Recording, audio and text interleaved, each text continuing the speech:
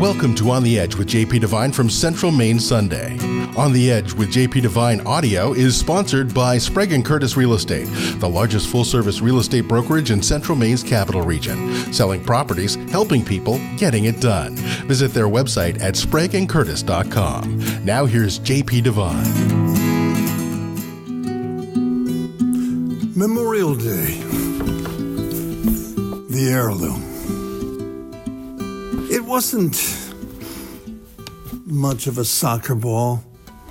Somebody in the bottom of the Great Depression bought it from somebody else, and it passed from cousin to cousin, brother to brother, and then it was laying in dirty snow by the fence at the bottom of the yard, covered with grass stains and bruises. I guess you could call it an heirloom if you wanted to. Why not? It first belonged to my cousin Billy Devine, who played the guitar and who was the first to die in the war to come. Next, it fell to my oldest brother Bud. Now he was stationed in the sun of Pearl Harbor, where he'd given up soccer for surfing and swimming off of Waikiki Beach. So the ball went to the twins, Carmen, Kenny, and Jim, who stopped playing when he fell in love with opera.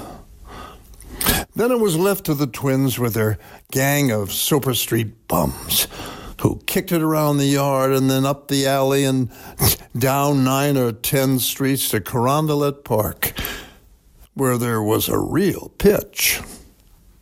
I don't know, I was never good at kicking balls, but I would always tag along and sit on a park bench nearby and watch.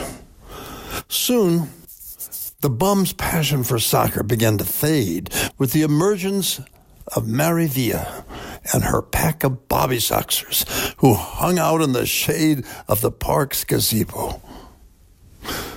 And after a while, the twins and the bums let the ball roll over to me and began to drift into the shade with Mary and friends.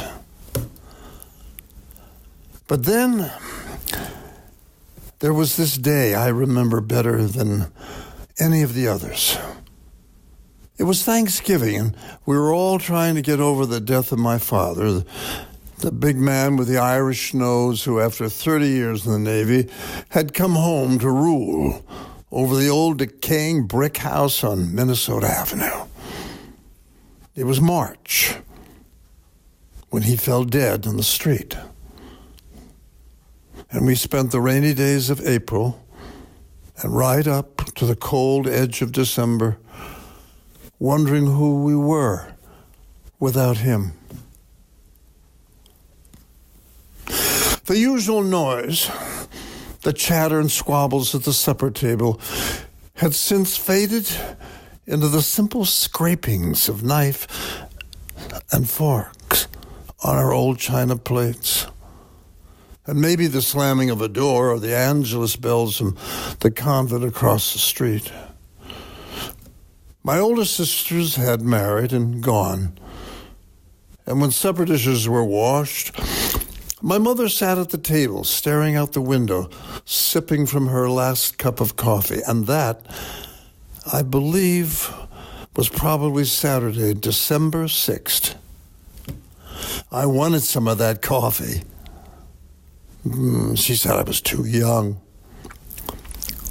And the Sunday that followed was December 7th. By Sunday, December 14th, the house had become a chapel of shadows and echoes. The twins and Jim were gone to Great Lakes Naval Training Base, along with the bums of Carondelet Park, all my cousins, and even Father Winkleman from the church up the street, who had become an army chaplain. That Christmas, my married sisters came and went, leaving me and my mother and baby sister Dawn alone with an unlighted tree and a piano top full of pictures of men in sailor suits.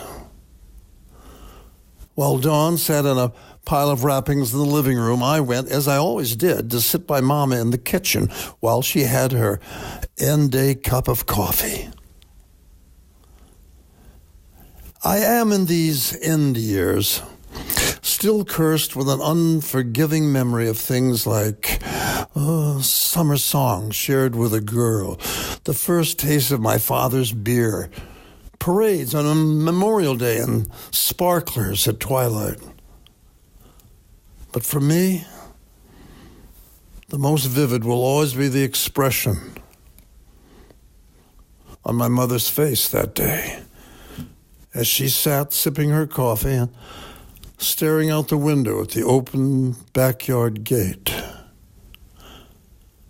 It was at that broken gate she saw her husband walk away for the last time, and her 4 sons in navy blue waved goodbye. She always remembered Jim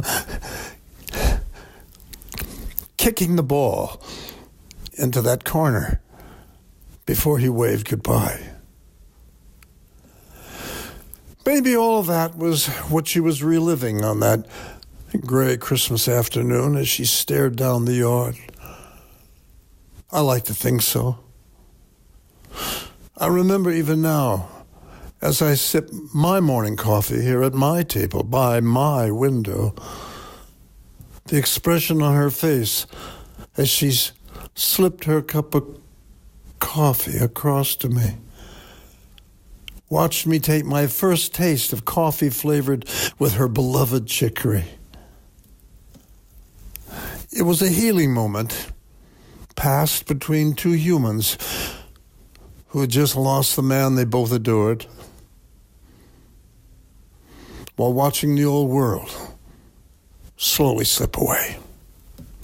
Suddenly she perked up. She looked out the yard and she tapped on the window. "Oh, honey, the ball. Go get the ball," she said. "Bring it in." There it was, laying in the snow by the fence at the bottom of the yard. It wasn't much of a soccer ball, grass-stained, snow-chapped and bruised. I guess you could call it an heirloom if you wanted to. Why not? Happy Memorial Day.